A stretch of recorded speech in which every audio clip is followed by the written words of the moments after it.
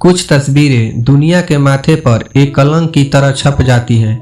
ऐसी तस्वीरें इंसान के अंदर छुपे उस हैवान की झलक दिखाती रहती है जो अपनी जिद के आगे करोड़ों मासूमों की जान के बारे में एक बार भी नहीं सोचता है। इतिहास की कई घिनौनी सच्चाइयों को उजागर करती एक तस्वीर है दूसरे विश्व युद्ध की, जो आज भी सामने आने पर आत्मा को झकझोर देती है। यह तस्वीर द्वितीय विश्व युद्ध के दौरान जापान में ली गई थी। ये तकरीबन 10 साल के एक लड़के की है। लड़के ने अपनी पीठ पर एक बच्चे को बांधा हुआ था। तस्वीर में आप देखेंगे कि लड़के ने अपने दांतों से अपने होठों को कस कर दबा रखा है। क्या आप जानते हैं ये लड़का इस तरह से क्यों खड़ा है? दरअसल तस्वीर में दिख रहा ये लड़का अपने छोटे भाई के अंतिम संस्कार के लिए लाइन में खड़ा है। ये तस्वीर उस समय की है जब अमेरिका ने जापान पर परमाणु हमला किया था। ये तस्वीर खींचने वाले फोटोग्राफर थे जोई ओडोनेल। ओडोनेल तब 23 साल के थे। इसी फोटोग्राफर ने नागासाकी पर हुए परमाणु हमले के बाद यहाँ की तस्वीरें ली थी जो आज भी चर्चित है। इस फोटोग्राफर को अमेरिका सेना द्वारा जापान पर किए गए परमाणु हमले के बाद वहां हुए नुकसान के बारे में जानकारी इकट्ठा करने के लिए भेजा गया था। सितंबर 1945 से अगले 7 महीने तक ओडोनेल ने जापान में हुई तबाही डॉक्यूमेंट की थी। इस दौरान उन्होंने पश्चिमी जापान की यात्रा की।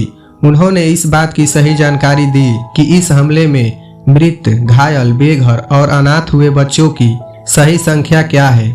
इस दौरान उन्होंने जो मंजर देखा वो उनके मन पर हमेशा के लिए छप गया। वो फिर कभी यहाँ के लोगों की पीड़ा को नहीं भुला पाए। सालों बाद जोई ओडोनेल ने एक जापानी मीडिया कर्मी को अपना इंटरव्यू देते हुए इस लड़के की तस्वीर के बारे में बताया था। उन्होंने कहा, मैंने करीब 10 साल के एक लड़के को वहां देखा था। वह अपनी पीठ पर एक बच्चे को ले जा रहा था। उन दिनों जापान में हम अक्सर बच्चों को अपने छोटे भाई बहनों के साथ अपनी पीठ पर खेलते हुए देखते थे, लेकिन इस लड़के की कहानी बहुत अलग थी। मैंने देखा कि वह लड़का यहाँ किसी गंभीर कारण से आया था। उसके पैरों में जूते नहीं थे, उसके सख्त चेहरे पर कोई भाव नहीं था। उसकी पीठ पर बंधे बच्चे का सिर पीछे की ओर झुका हुआ था। ऐसा लग रहा था मानो वो बच्चा गहरी नींद में सो रहा हो। लड़का वहाँ 5 से 10 मिनट तक खड़ा रहा। सफेद मुखौटा पहने एक सैनिक उसके पास गया और उसकी पीठ पर बंधी रस्सी को उतारते हुए कहने लगा, जो बोझा तुमने अपनी पीठ पर रखा है वह मुझे दे दो। सैनिक की इस बात के जवाब में उस लड़के ने बस इतना ही कहा, यह बोझा नहीं, मेरा भाई है। इतना कहते हुए उसने अपने छोटे भाई के शव को उस सैनिक के हवाले कर दिया। मुझे तब मालूम चला कि उसकी पीठ पर बंधा बच्चा पहले ही मर चुका था। सैनिक ने उस लड़के के भाई के शव को हाथ और पैर पकड़कर आग पर रख दिया। आग की लपटों को देखते हुए लड़का बिना हिले डुले वही खड़ा रहा।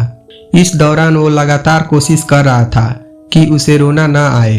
अपनी इसी कोशिश के दौरान उसने अपने दांतों से अपने निचले होंठ को इतनी जोर से दबा रखा था कि उसके होंठ से खून निकलने लगा। आग की लपटें सूरज की तरह ढल रही थी। लड़का घूमा और चुपचाप वहां से चला गया। कहते हैं जापान में आज भी यह तस्वीर शक्ति का प्रतीक मानी जाती है। शायद कोई भी उस पीड़ा को महसूस नहीं कर सकता जिसे उस समय उस लड़के ने झेला होगा।